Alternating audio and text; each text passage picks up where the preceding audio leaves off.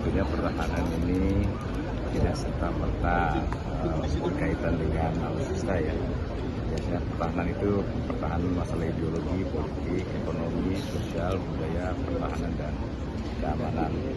Nah, Pak Presiden kan mantan Menhan, tentunya juga banyak pekerjaan-pekerjaan lainnya, sehingga saya pun khusus saya sendiri memberikan masukan kepada beliau tentang perkembangan situasi, termasuk dengan elemen-elemen lainnya yang berkepentingan seperti Kementerian Pertahanan maupun badan-badan lainnya tentang situasi yang berkembang baik di luar maupun di dalam.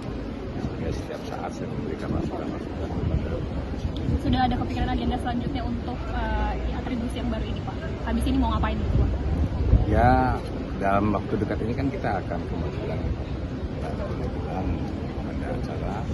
Kemudian ke depannya nanti saya akan segera running lah dengan para penasehat yang lain, apa hal-hal yang kita komunikasikan, termasuk dengan lembaga-lembaga lain yang terkait. Fokus yang mau diselesaikan apa, Pak? Ya, fokus yang kita selesaikan yang eksternal itu kan kita kemudian sekarang perkembangan situasi di Lebanon, termasuk negara-negara lain yang saya lihat keterlibatan pasukan-pasukan kita dalam perdamaian, termasuk bantuan-bantuan kita dengan dengan konsentrasi di sana, dan masalah Papua akan menjadi prioritas.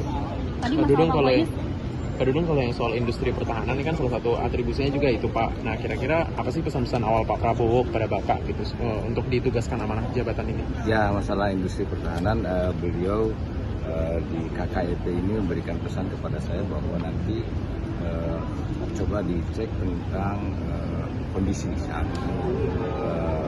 alutsista yang ada, kemudian bagaimana industri pertahanan yang ada seperti yang saya selama ini kan di bawah BUMN, nanti akan kita lihat, kita cek, kita audit forensik lah, kita lihat secara utuh, termasuk kesatuan-satuan apakah memang masih layak atau sudah tidak layak, misalnya persenjataan yang kita miliki, sehingga kita antisipasi kalau misalnya kita sudah paham tentang alutsista yang kita miliki, kita antisipasi untuk mengantisipasi kemungkinan-kemungkinan yang terjadi. Untuk penasihat khusus ini tuh sebenarnya posisinya sama dengan One Team Press, apa menggantikan, apa mungkin nanti akan ada One Team Press juga?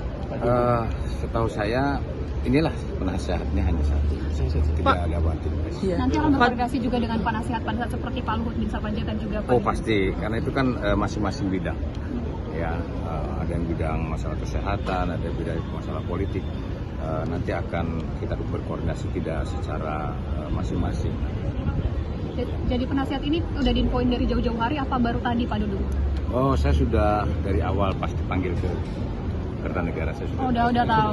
Pak, kaget nggak Pak Dudung? Oh, nggak kaget pasti. Alhamdulillah, ini saya ucapkan terima kasih. Tentunya yang pertama kepada Allah Subhanahu Wa Taala yang memberikan kepercayaan melalui Bapak Presiden Pak Prabowo, sehingga saya diberikan kepercayaan sebagai Ketua KKIP dan penasihat Presiden bidang pertahanan. Pak, untuk Kepala Badan Kebijakan Pertahanan Nasional sendiri nanti apakah akan tetap berkoordinasi dengan Kementerian Pertahanan atau bagaimana pasti, Pak? Sudah pasti, ya. Karena tidak berdiri sendiri, pasti ada kebijakan dengan Kementerian Pertahanan termasuk dengan